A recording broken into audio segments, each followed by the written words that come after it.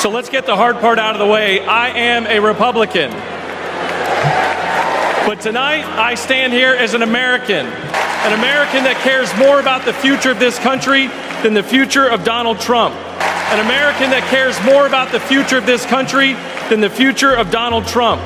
My journey started to this podium years ago when I realized Donald Trump was willing to lie, cheat, and steal to try to overturn the 2020 election. I realized Trump was a direct threat to democracy, and his actions disqualified him from ever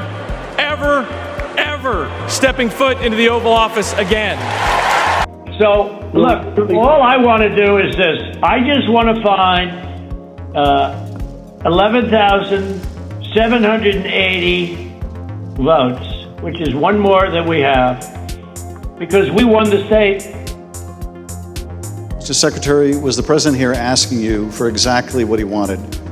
One more vote than his opponent. What I knew is that we didn't have any votes to find. We had to continue to look.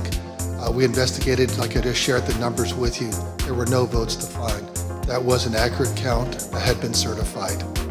And as our general counsel said, there was no shredding of ballots. I could spend my time revving up this crowd, but I'm certain I don't have to talk anybody out of voting for Donald Trump here. So I'm going to focus my attention on the millions of Republicans and independents that are at home that are sick and tired of making excuses for Donald Trump.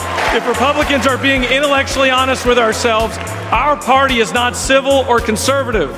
It's chaotic and crazy. And the only thing left to do is dump Trump, dump Trump, dump Trump. These days, our party acts more like a cult worshiping a felonious thug, worshiping a felonious thug. Look, you don't have to agree with every policy position of Kamala Harris. I don't. But you do have to recognize her prosecutor mindset that understands right from wrong, good from evil. She's a steady hand and will bring leadership to the White House that Donald Trump could never do. Let me be clear to my Republican friends at home watching. If you vote for Kamala Harris in 2024, you're not a Democrat, you're a patriot. In our family, my wife Brooke and I are raising 3 boys, and we have a family motto. And it says, doing the right thing will never be the wrong thing. During 2020, during just the lowest of lows, when we had armed officers outside our house protecting us from other Republicans, Donald Trump had targeted us.